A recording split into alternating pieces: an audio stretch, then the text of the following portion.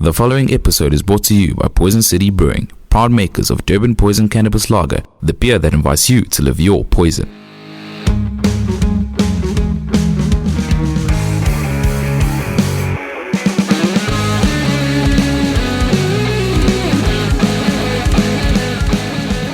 How's it going, guys? You got myself, Nasip Izwane. I'm back again. It's another fine episode of Sludge Underground, and we've got a really amazing band here. But before we let them introduce themselves, I'm not alone. I'm going to let the guys that host the show with me introduce themselves, and then we will proceed from there.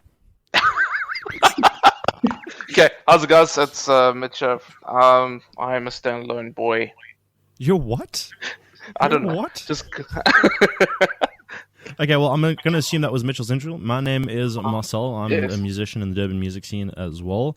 And yeah, I'm stoked to be with these guys today. Epic, guys. So, this is a really special episode because the guys that we have, despite lockdown, they've been really making these massive moves. We've been seeing them doing these really amazing things, on their social media despite the lockdown. I'm going to let the guys introduce themselves, and we can then talk more about them and learn about who they are as a band and individuals. Sick. How's it, guys? We are 3's and 7's. My name is Murray. I'm the singer and rhythm guitarist. What's up, guys? I'm Matt, and I am the lead guitarist. Hello, I am Lorenzo. I play drums. Hi, I'm Alex. I play bass. I see, guys. That is really epic. And firstly, I want to thank you guys for allowing us to do this interview, and I really just appreciate that you guys are on the show. Now, one of the first things that really just jumped at me is the name, the band name that you guys have. So what is sort of the history behind that? Where does that sort of stem from? Basically, the name 3's and 7's comes from the song 3's and 7's by Queens of the Stone Age.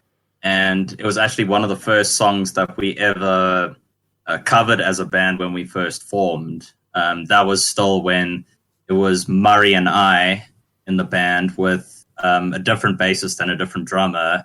And when we started out, we said, let's pick some songs to, try, see if we can make this work as a band. So we picked My Hero by the Foo Fighters and 3's and 7's by Queens of the Stone Age to sort of test it out. And yeah, when it came to the name, we'd been a band for about 2 months, but we didn't have a name yet. And a friend asked us, hey, come play a gig with us at Rumors Rock City. And, we were just trying to think, what are we going to call this band? And then I searched 3's and 7's, and I couldn't find another band with that name. So we just settled on it because it had a really nice ring to it. So, yeah, that's basically where the name came from. And we also have a crippling gambling addiction, so yeah.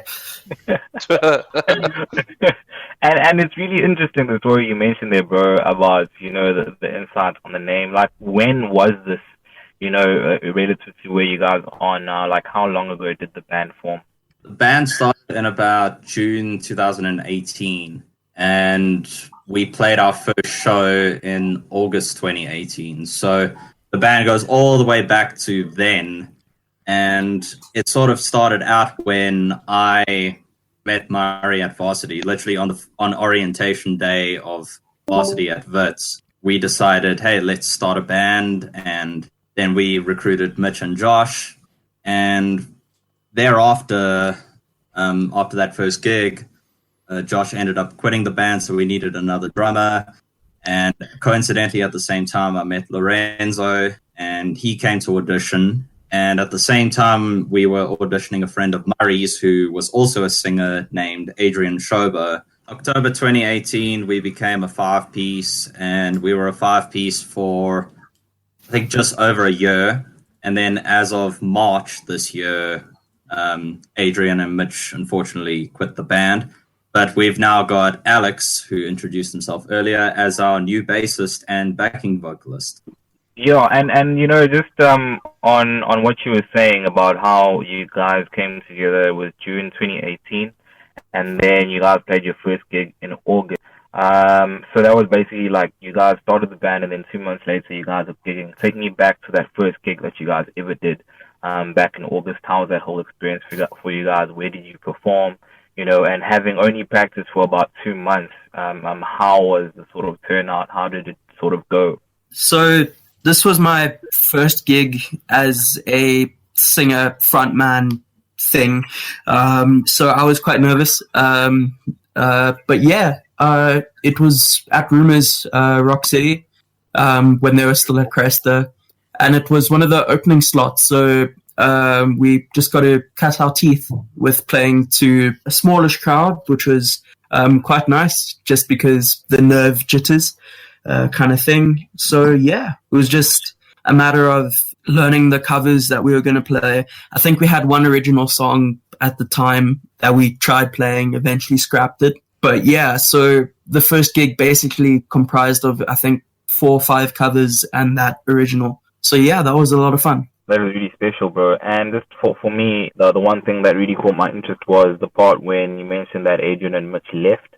Them leaving, what sort of impact did that have on the band? Were there any setbacks at all before, the rest of the guys joined? Yeah, it was kind of disruptive because we sort of started the year off coming out of 2019 on a really high point. We just played Battle of the Bands at Platteland, and we were sort of getting a lot of attention, being on radio, and unfortunately it did cause a bit of a disruption because suddenly 2 of our mates were just like, nah, I'm not into this anymore. And then Murray, Lars, and I were kind of like, what are we going to do now? And we didn't know any other bassists. And coincidentally, Alex met me in the parking lot at Varsity because he also goes to Wits. And then... You're a creepy guy.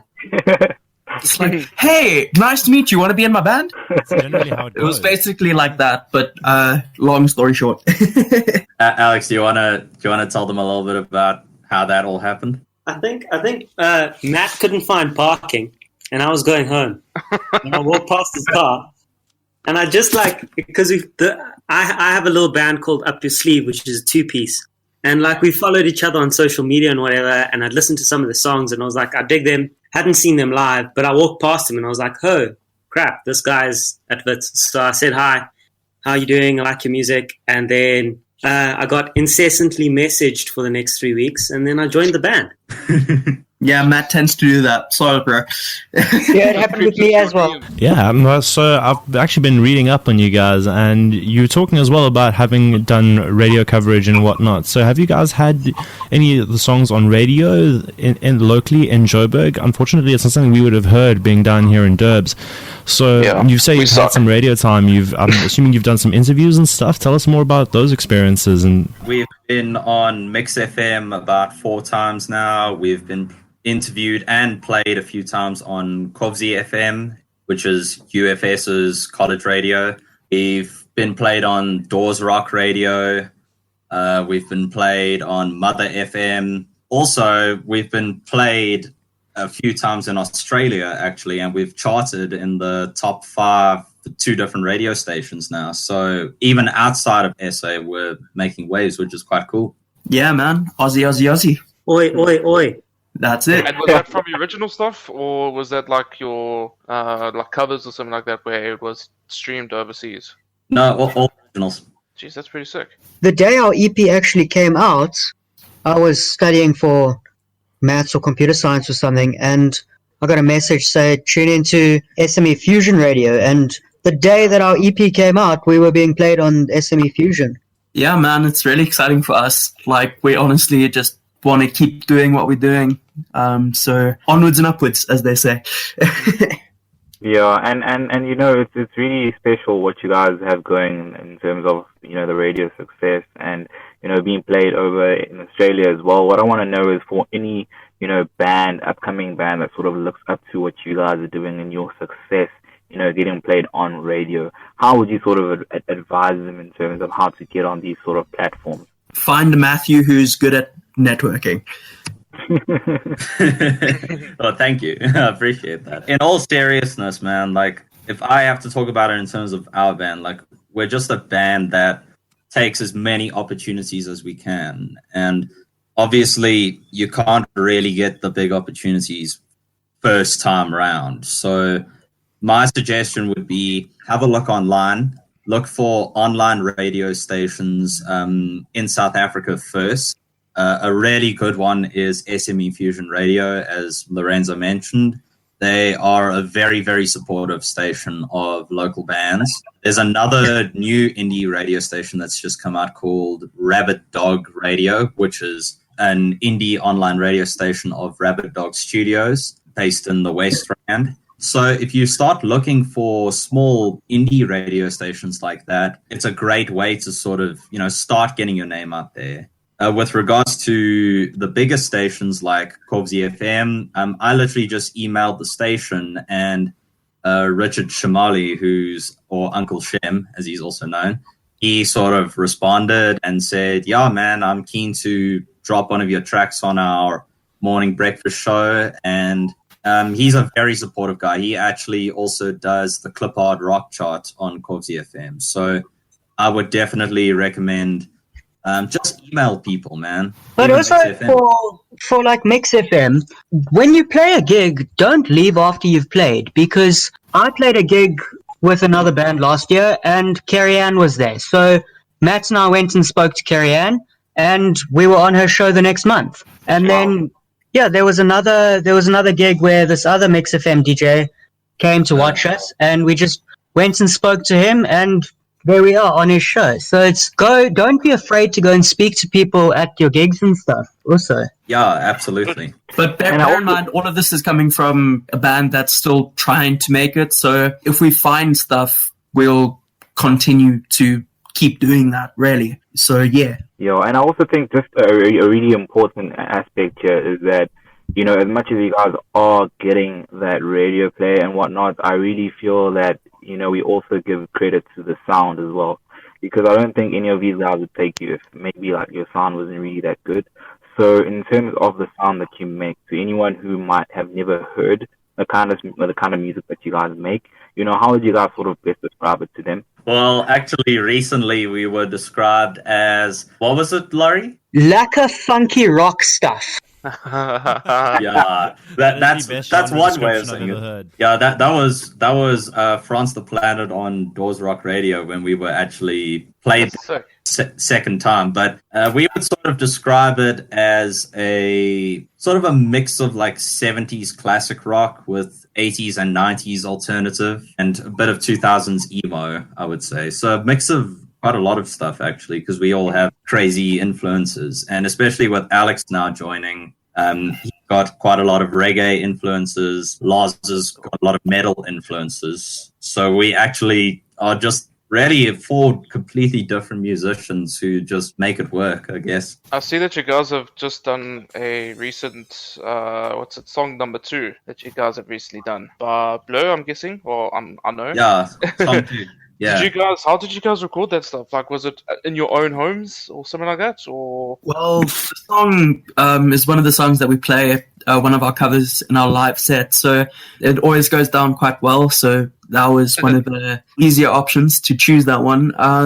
But yeah, we all recorded our separate parts at each of our own homes, and then just sent the stuff to Alex, who then mixed it and made it sound not like a home recording, which is impressive considering what we had to work with. Was this all in the lockdown situation? Or? Yeah. It was basically something to try and keep us busy and to try and provide content. I think that's the biggest thing during this lockdown, is to just keep busy, keep trying to produce stuff. So that was one of our efforts to do it. And then Matt recorded compiled all the videos of each of us and made the video. So yeah, that was basically it. I just wanted to find out a bit more about your EP that you guys dropped. Where did you guys record it? What's it about? What's it called? And just what was your process behind writing and getting it recorded? So that EP was a live EP that we did. On the 15th of Feb this year, we played at Railways Cafe. So literally just about a year later, we went back to Railways and we basically recorded our live set. We had 5 originals that we played that night and then 4 covers as well. And we basically released them as 2 separate EPs. So the originals are called... There's a compilation called Life Amongst the Stars live at Railways Cafe. And then the 4 covers are under an EP name simply called Covers. And you can find the covers on SoundCloud and on our YouTube channel. And you can find the originals on Bandcamp, SoundCloud, and our YouTube channel. All right, fantastic. I'm busy looking at it now. And you guys put like a little bit of a music video for a song called Stars? Yeah, so the Stars music video is from our Couch Sessions performance, which happened in Feb 2019, as I mentioned. But we did play Stars at the gig where the live EP was recorded. Unfortunately, that version didn't come out very well, so we decided the older version was better. So we released the music video from that performance. So that's the only one where it wasn't shot at the same gig, but shot at the same venue about a year prior. Okay, cool. That makes a lot more sense now. And also the EP and the Couch Sessions was done when we were still a 5-piece. So if there's 2 faces in there that you can recognize and also one less person as of now, that's why. Literally, the EP was recorded 2-3 weeks before Mitch and Adrian officially quit the band, which was kind of a nice send-off in a way, I guess, because we sort of preserved that era in that recording of it. But when we go into studio, hopefully as soon as lockdown is over and it's safe and all of that, when we're at level 1, then we will record them in a studio as a 4-piece. So the songs might come out a little bit different when you hear the studio versions. Yeah, and just looking at sort of, the activity online and stuff, as I said, you guys are doing a really great job, keeping us up to date with what's happening with the band at all times.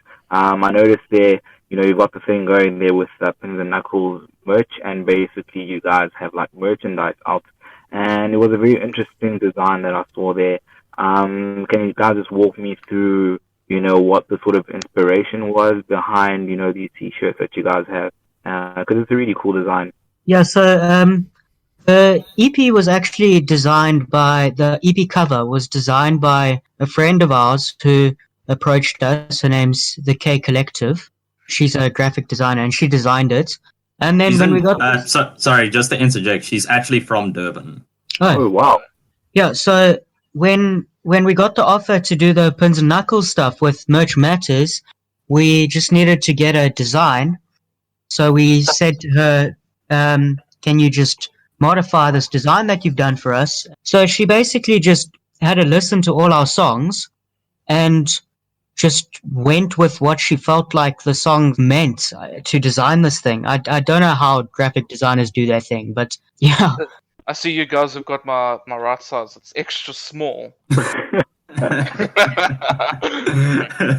you have any of those in Chonka Boy?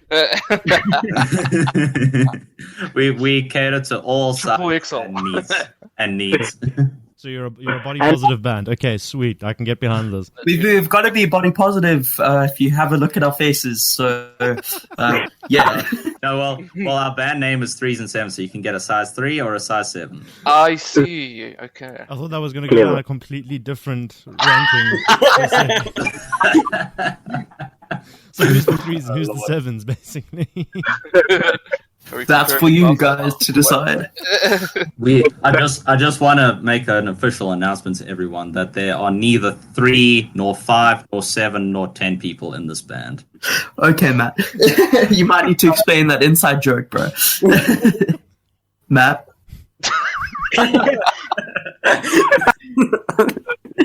Did he just die again after that one-liner? Dude, don't tell me. He deserved it for that one-liner. He really did. I'll give you guys a bit of backstory. So, our original bassist Mitch used to come up with the best one-liners. He's a very quiet guy, but when he said something, it was either hilarious or just absolute fact. So one of the running jokes was that during an interview, someone would say, there are neither 3, nor 7, nor 10 people in this band, and that was the joke. Yeah. So I wanted to ask, maybe individually or maybe as a band or something like that. I wanted to just ask you guys supposedly have like some bad gigs that you guys remember, or some really awesome gigs that you've got that you guys can think about, and maybe you want to just express what went wrong and what went right. I think I can honestly say I've never had a good or a bad gig with 3's and 7's. You haven't had a gig yet, That's bro. mainly because I've never actually played a gig with 3's and 7's.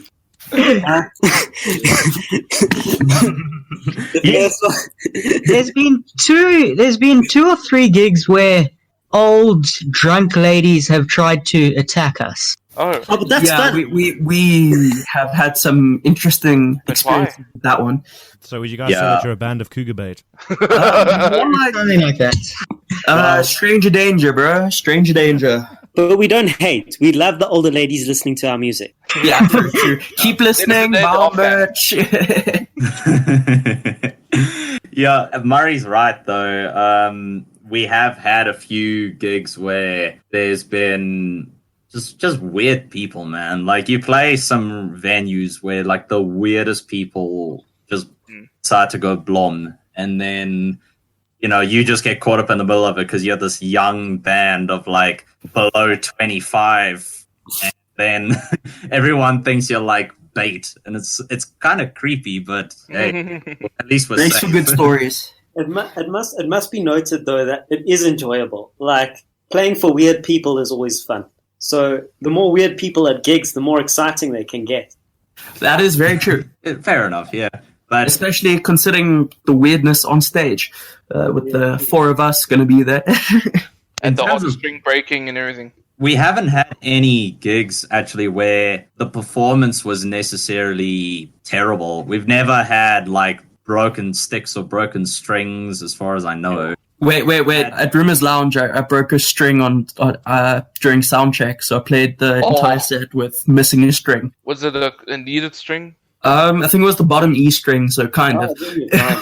It's always the worst, man. I think I've gotten on the stage just as it's midway through a set where my bass's preamp just gave out completely, and I had to borrow a bass from another band, and it was such a foreign experience. Yeah, no, Embarrassing sometimes. playing shows without your own gear is the weirdest. But to answer your question about good gigs, we've actually had some very memorable ones, like positively memorable. Like the first time we played Rumors Rock City as a 5-piece, I think it was Lorenzo's 3rd ever gig with us, and he brought like 50 people because Rumors used to be in Randburg, and all the guys except me live in Randburg. So Loz brought like 50 people, and we packed that place out, and we were just having a jolt. We were such a new, inexperienced band with the 5 of us, but we owned that night, like hands down. And just a really interesting point, just to sort of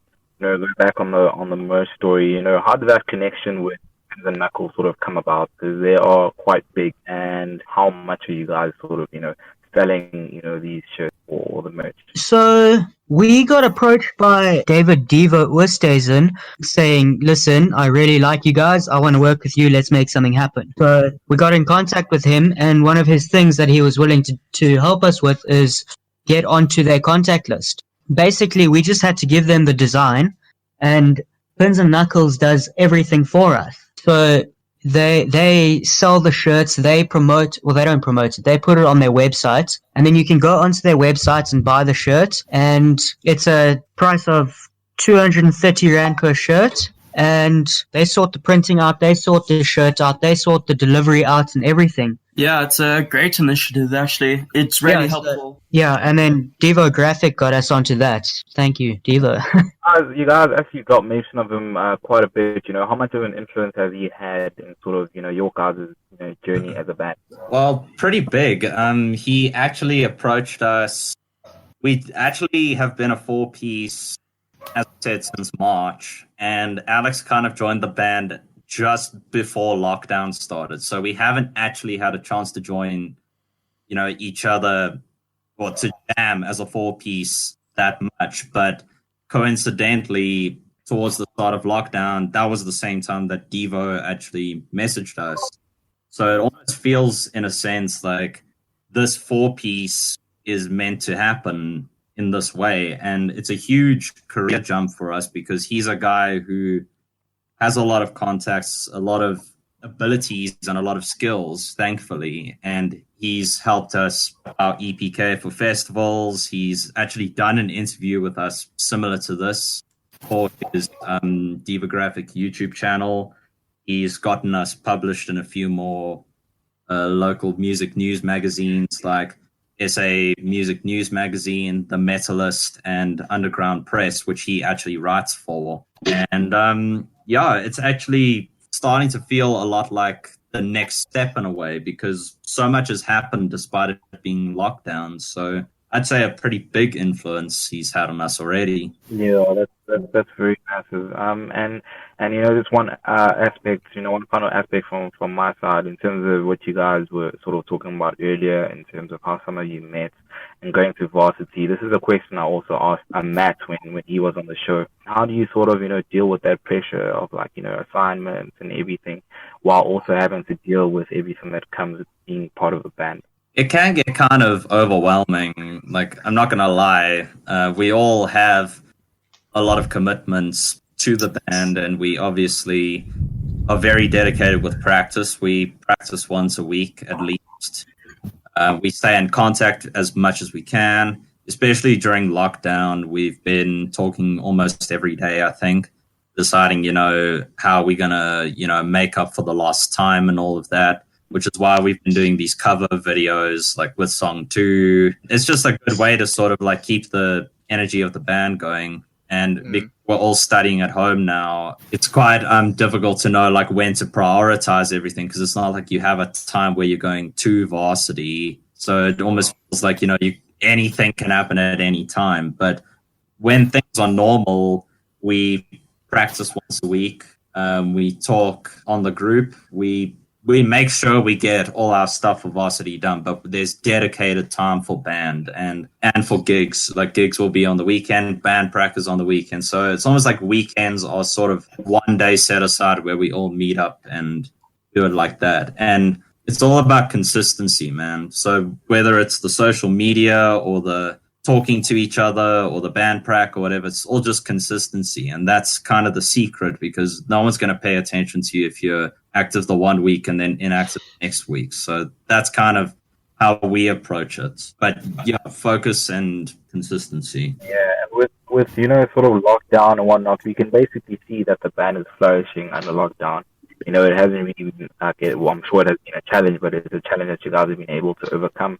I want to see, and sort of get insight on how lockdown has been affecting you guys personally, as sort of individuals. How is it sort of affecting you guys? Is it affecting you guys negatively? What has, changed, if anything at all? Let us in on that.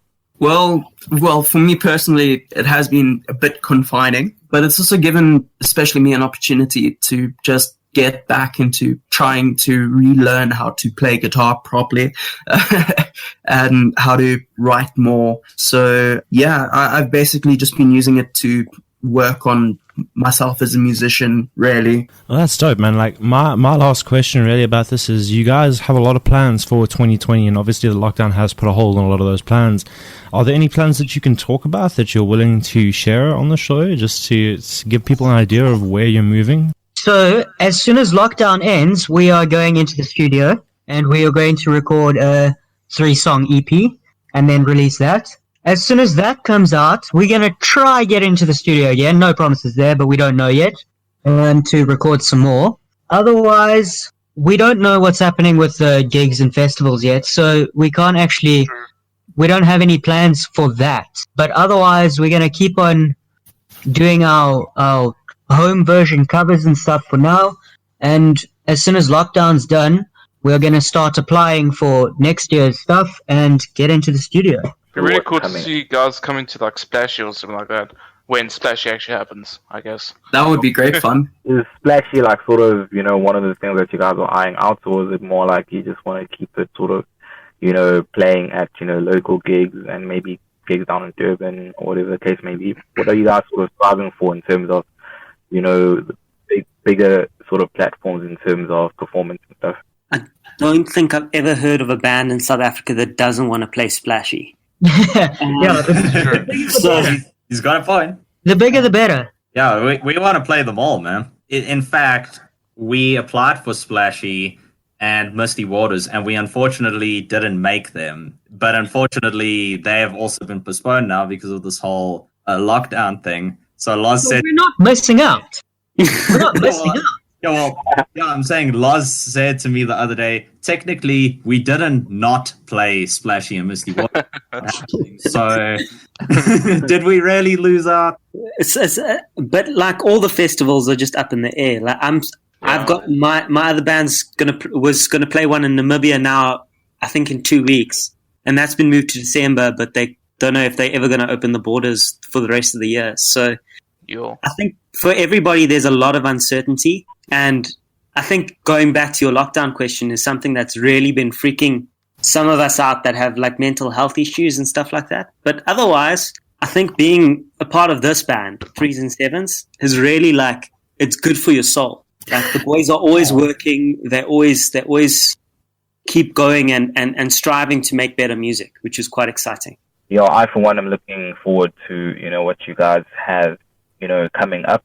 And yeah, on my end, I feel like you guys have really, done it justice. I feel like I know a lot more about you guys. So on my end, like, I just want to thank you guys for coming through to the show. Mitch and Marcel, if you guys have any questions, please go for it, guys. We can still continue. No, Got anything, Marcel? I've got everything out of my system here. That's even for me, bro. Likewise. So then, guys, where can people sort of get in touch with you guys on social media? Instagram and Facebook is at 3's and 7's band. So it's the number 3 and the word and then the number 3's and 7's band on Facebook and Instagram. And then the same with YouTube, which has some music videos and stuff, the live videos, and then Bandcamp and SoundCloud. I think it's all 3's and 7's band as well. For Bandcamp, it's bandcamp.3's and 7's band. In closing, what track of yours can we sort of, close out the show with, and sort of why that track? I'm done. I'm done. Do you want to do I'm done or subliminal? Oh, whatever. I like subliminal. I like subliminal. Let's go. I don't know. But you guys choose. If you guys have a listen, you guys can play what you like. I heard the crowd say song number 2. that's a cover though. Let's that would be great, but if we wrote it, it would be better. Okay, how's this? Okay, we can play out with 2 songs today because it's like you're just winging it for the first time ever. So we'll play song 2, your cover of song 2, and then we can play another song of yours. I personally like Stars, but I don't want it to be, it's not about me. So that's why I'm saying, you guys, because you guys know which track maybe that you might be pushing or the one that you guys want the people to do the most about. popular one, bro. Come on. Okay, let's do I'm Done. It's short and sweet. It will go well with song 2. Cool, I'm done. Okay, guys, sweet. So you've heard it here first on Sludge Underground, guys. We've had 3's and 7's. And thank you guys once again for coming through to the show and spending this, 40 plus minutes with us. It's been really amazing. And I just want to apologize for, any of the mess ups that have been happening. We are new to Discord, and a big thank you to Matt as well for introducing us to this. You really helped a lot, bro. And yeah, guys, catch this episode. It's going to be on Apple Podcasts. Obviously, Sludge Underground Podcast. Please review and subscribe. And yeah, do check us out on SoundCloud as well. We are Sludge Underground. On Facebook, Sludge Underground. On Instagram, it's at Sludge Underground. And on Twitter, at Sludge031. As for myself, it's at Zwane031 on absolutely everything.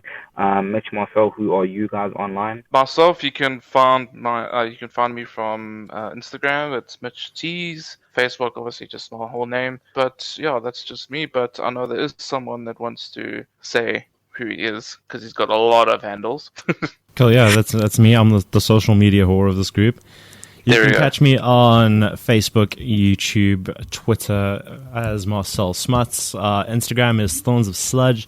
And yeah, it actually doesn't sound like that much when I say it like that. So. Guys, before we start out with both of your tracks, just are there any shout outs that you want to give out before we go? I just want to shout out to everyone who has supported the band during lockdown and through all the lineup changes. Thank you so much to all the fans, like family, friends, girlfriends, Like, Band Daddy. More than one. Band Daddy. A friend of the band who's Jared, he's nicknamed Band Daddy, so thank you to Jared. Alright, sweet then, guys.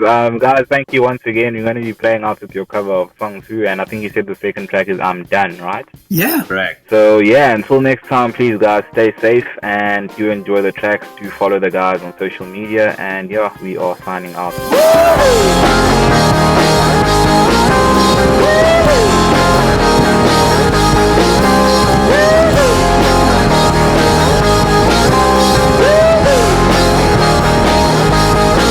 I got my head checked by a jumbo jet. It wasn't easy, but nothing else. So, when I feel heavy metal,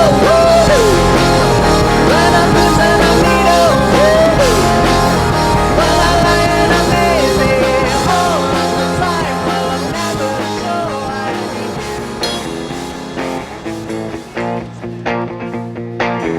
I've been here before, with you at my door. I don't know what to say, but you're here anyway. All these things to say, and either way, they're off the top, but now I'm such a good. No one says what they think anymore. Stop fading away. You may be uncomfortably numb, but I'm done, I'm done, I'm done.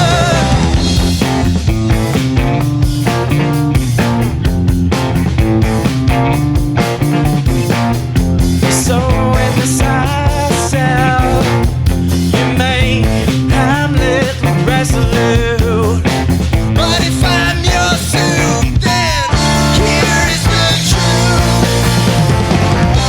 Good things go to waste. Maybe you're in bad taste. No one says what they think anymore. Stop fading away. You may be uncomfortably numb. I'm done, I'm done, I'm done.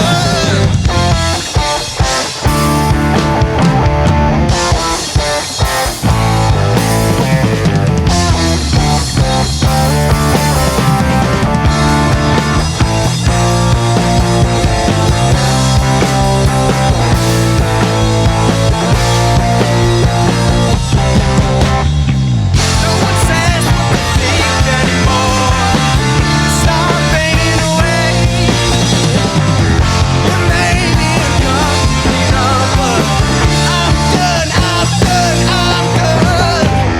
You may be uncomfortably numb, but I'm done, I'm done, I'm done. How's it going, guys? You got myself and the CP Zwana here, just thanking you guys for tuning into this special episode sponsored by Durban Poison. And I also want to remind you that we have our Patreon page running, so please do click on that link in the description and get exclusive access to some awesome content. Until next time, guys, cheers for now.